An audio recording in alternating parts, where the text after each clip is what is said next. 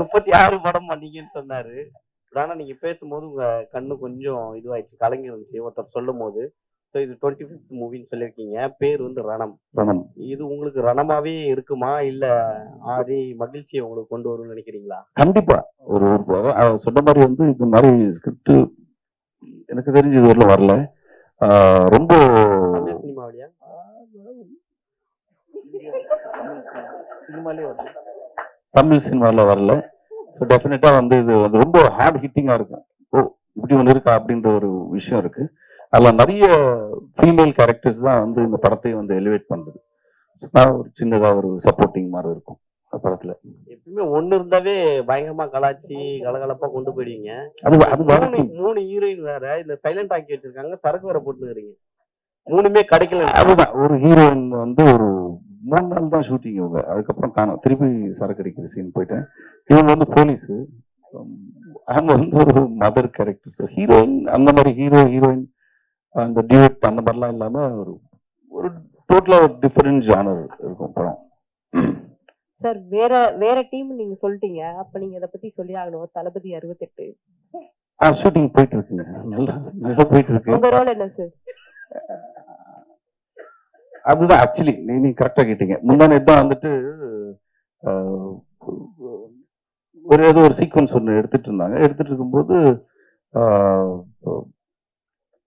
Vijay sir கேட்டாரு, so வந்து இப்போ வைபவ் இவன் எனக்கு தெரியும் இல்லை ஆல்ரெடி. அண்ணாமா நீங்க அந்த சீன்ல வந்து பார்த்ததுக்கு அப்புறம் இவன் நீங்க பார்த்தது உங்களுக்கு ஒரு மாதிரி தெரியும் அப்படின்ட்டு அப்படியே பிளாங்கா நின்று இருந்தேன் நானு. பிரபு வந்துட்டு பயங்கரமா சொல்லிட்டு இருந்தாரு இந்த மாதிரி, ஆமாண்ணே அது இங்க வந்து இதுக்கப்புறம் அது போய் இதுக்கப்புறம் அது நீங்க கரெக்டா இவன் நீங்க பாக்குறீங்கன்ற மாதிரி ஏதோ சொன்னாரு. பிளாங்கா இருந்தேன். விஜய் சார் வந்து என்னடா பாக்குறேன்னாரு. இல்ல உங்களுக்கு கதை தெரியும், நீங்க என்ன டவுட் கேட்கலாம், எனக்கு ஒண்ணுமே தெரியாது, நான் என்ன கேட்கறது. இவ்வளவு நாள் ஷூட்டிங் பண்ணி கதை இல்லைன்னா எப்படி பிரபுடே நீ வாங்க நீ என்ன சும்மா கேட்கறேன்ட்டு. அந்த அளவுக்கு தான் எனக்கு கதை தெரியும். பட் ஒண்ணு தெரியும், பயங்கரமா வருது. இல்ல அதுல ஒரு டவுட் இருக்கு. அதுலயுமே தளபதி சாரோட உங்களுக்கு அதிகமான ஹீரோயின்ஸ் பேர் இருக்கா? இல்ல. அதே மாதிரி ரஜினி சார் படத்துலயும் நடிக்கிறதா சொன்னாங்க. எந்த படம்? கேள்விப்பட்டேன் சார். நீங்க சொன்னது உண்மை அர்த்தம் இல்லையா? அந்த மாதிரி எதுவும் இல்ல. சரி, நெக்ஸ்ட் யாராச்சும் 2 கொஸ்டின் மட்டும் கேளுங்களேன், டைம் இல்ல.